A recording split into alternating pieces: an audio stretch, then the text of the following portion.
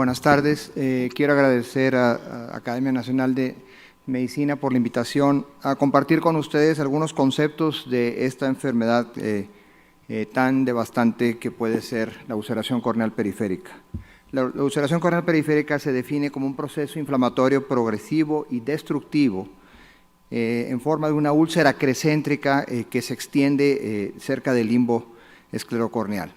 Y lo relevante de esta patología es que es multicausal y podemos tener algunas causas relacionadas con impacto directo a la córnea, como ocurre, por ejemplo, con los microorganismos, o también debido a desórdenes autoinmunes sistémicos que se expresan a nivel de la córnea periférica.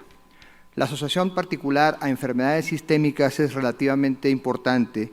para los oftalmólogos, puesto que hemos observado que puede ser la primera manifestación de la enfermedad sistémica en hasta el 30% de los pacientes. Muchas veces vemos pacientes con vasculitis granulomatosas de vasos de pequeño y mediano calibre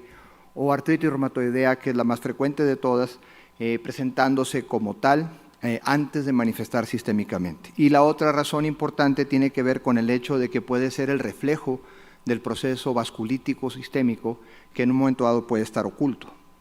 Dentro de las multicausalidades que tiene, por ejemplo, aquí les muestro desde el punto de vista infeccioso dos patologías: gonorrea en la parte superior y virus herpes simple tipo 1 en la parte inferior, causando una gran destrucción a través de un mecanismo patogénico de impacto directo.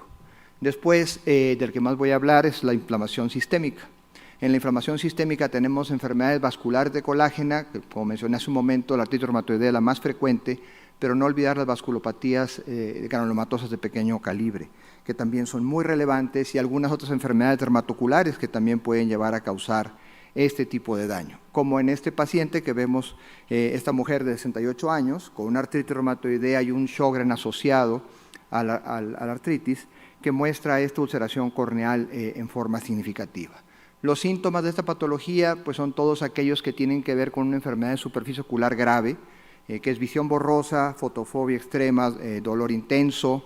hiperemia evidentemente de la conjuntiva y evidentemente lagrimeo. De los signos, lo más relevante es las características propias de esta patología. Puede o no asociarse a una escleritis, y esta escleritis puede ser simple, anterior, por ejemplo, o ser necrosante, que es cuando la patología se vuelve todavía mucho más mórbida. Las características de la ulceración, las mencioné hace un momento, es una ulceración crecéntrica que rápidamente destruye el estroma, consume estroma rápidamente, y puede o no presentarse con un defecto epitelial. En algunos casos únicamente vemos en inicio una infiltración estromal leucocitaria muy abundante que está predominada por neutrófilos. Desde el punto de vista de las características de la córnea periférica se distingue de la córnea central primordialmente en que el suministro de nutrientes es a través de vasos sanguíneos y vasos linfáticos, a diferencia de la córnea central, donde es a través del humor acuoso y la lágrima. Después tenemos una muy alta concentración de inmunoreactantes, tanto inmunoglobulinas como fracciones de complemento. Tenemos una mayor densidad de células presentadoras antigénicas de Langerhans, y evidentemente también hay otra serie de células efectoras del sistema inmune, particularmente macrófagos y polimorfonucleares en esa área. Y por otro lado tiene una reducción importante de inhibidores de las metaloproteasas de matriz, y también una disminución importante en la inervación y la sensibilidad, obviamente. Y eso la distingue de la córnea central, y es por ello tal vez que en parte vemos estas patologías. Estudios en modelos murinos, que es lo que más se asemeja a la parte ocular desde el punto de vista inmunológico, han mostrado esta densidad importante de células de Langerhans, como lo podemos ver en estos ensayos a través de inmunistoquímica, y también de diversas formas de linfocitos, pero sobre todo linfocitos gamma delta, que no son los linfocitos más comunes que vemos y que pueden trabajar o pueden actuar en forma no restrictiva del CD3 por un lado, y por otro lado también pueden tener un efecto directo sobre microorganismos, por ejemplo.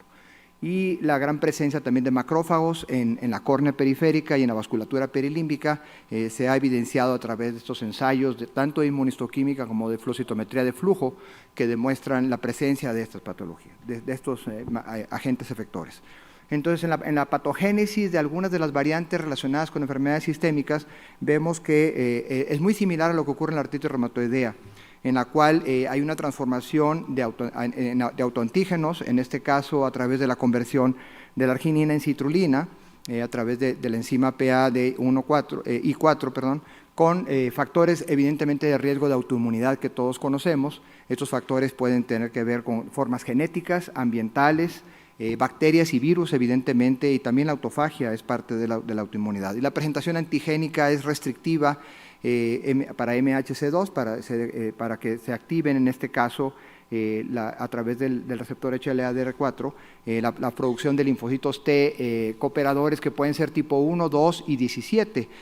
principalmente. Y estos a su vez evidentemente atraen todo el resto de la respuesta inmune adaptativa con la presencia de células como neutrófilos, como macrófagos, como células asesinas naturales, que son capaces de degradar el estroma de la córnea. Entonces tenemos una patogénesis relacionada con una respuesta primero celular y luego también a la vez humoral, una vez que los linfoblastos empiezan a producir autoanticuerpos en contra de estos autoantígenos que se generan en esta condición. Y a final de cuentas todo esto se traduce en forma muy simplista, viéndolo así, a la destrucción de la córnea periférica, principalmente por neutrófilos, son las células que más se encuentran en esa posición, y vemos estos grandes defectos crecéntricos periféricos que pueden estar en cualquiera de los 360 grados de la córnea, no solo en la parte lateral, sino también en la parte inferior o superior en todos estos casos. El diagnóstico de esta patología pues, es a través de una historia detallada, clínica me refiero, su modo de inicio, el nivel de progresión y evidentemente si existe o no sintomatología en otros aparatos y sistemas que nosotros estamos obligados a interrogar al paciente en forma directa para tratar de llevar a encontrar estas patologías ocultas que pueden estar detrás de esta patología. Entonces tenemos que estar muy presentes, tomar muy en cuenta todos los síntomas sistémicos que se ven en enfermedades reumáticas para diagnosticar desde el punto de vista clínico, por lo menos sospechar la posibilidad de estas patologías y después echar mano del laboratorio a través de las pruebas serológicas clásicas, a través de pruebas específicas que buscamos según la patología que estamos pensando que pudiera estar generando esta patología y siempre descartando algunas de las enfermedades infecciosas más comunes que se pueden ver en estos pacientes. Dentro de las serologías es muy importante evidentemente la formación de anticuerpos en contra de diferentes proteínas del núcleo, del citoplasma de las células, sobre todo de neutrófilos, y otros marcadores, por ejemplo, el consumo o hiperproducción de complemento, la detección de complejos inmunes circulantes, pero en ocasiones estos ensayos no nos dan las respuestas correctas y a veces requerimos a un estudio de invasividad diagnóstico, como es el uso de raspados corneales, para hacer tinciones en frotis y también cultivos en un momento dado que pensásemos que pudiera haber un agente infeccioso. Y en las resecciones de conjuntiva que a veces se emplean también como métodos terapéuticos, llevamos a cabo desde microscopía de luz hasta inmunofluorescencia directa e indirecta y también inmunistoquímica para detectar este tipo de respuestas adaptativas del sistema inmune que nos orienten a la patología. Las metas de tratamiento de esta patología, pues evidentemente limitar la destrucción progresiva del tejido, controlar el proceso inflamatorio a toda costa, después apoyar la reparación del tejido por diferentes métodos y finalmente lo último que se debe pensar es en la rehabilitación visual. Cuando estamos hablando de enfermedades asociadas como artritis reumatoide, como granulomatous con polangeitis, como poliarteritis nodosa, etcétera, tenemos que llevar a cabo una terapia estructurada, iniciando con el soporte a la superficie ocular y finalmente utilizando inmunoterapia clásica combinado con esteroides sistémicos y también el uso de agentes biológicos en alguna de esas patologías en particular es extremadamente útil, sobre todo cuando son muy recalcitrantes o están progresando severamente. Entonces la meta terapéutica debe ser arrestar este proceso inflamatorio a como dé lugar, como vemos en esta paciente que tiene una ulceración corneal periférica y una necrosis escleral, una escleritis necrosante concomitante. Esta paciente nunca encontramos un diagnóstico, a pesar de que por más de 5 años hicimos escrutinios seriados y no manifestó sistémicamente nada, y sin embargo requirió de prednisona, azatioprina y ciclofosfamida en un momento dado para llevar al control de lo mismo. Este es otro ejemplo de una paciente con una GPA, una granulomatous con poliangeitis, donde se requirió la combinación no solo de inmunosupresores clásicos y también agentes alquilantes, sino también de infliximab para poder, de rituximab para poder controlar el proceso destructivo de esta córnea y llegar a resolverla como tal. Los procedimientos quirúrgicos se dejan al final y tienen que ver con, como les digo, el estado reparativo del tejido, tratar de mejorar la condición de la superficie, hasta trasplantes tectónicos para reforzar esa área dañada de la córnea periférica. Aquí vemos esta paciente con una artritis reumatoide muy crónica y no tratada, que se presentó con una perforación corneal periférica y un prolapso grande de iris, en la cual tuvimos que hacer, después del control de la enfermedad sistémica, se le hizo un injerto laminar perilímbico. Y otros procedimientos quirúrgicos de rehabilitación visual se dejan finalmente ya que el globo ocular está íntegro y el proceso inflamatorio está completamente arrestado. Se utilizan evidentemente queratoplastías laminares, profundas, superficiales, a manos libres o totales, hasta ya procedimientos mucho más agresivos como la queratoplastia penetrante o hasta las queratoprostesis, en algunos casos son necesarios. Entonces, la ulceración corneal periférica, lo que yo les quiero dejar como mensaje es que es una respuesta inflamatoria que puede estar asociado en hasta el 50% de los casos a una enfermedad sistémica oculta o como primera manifestación,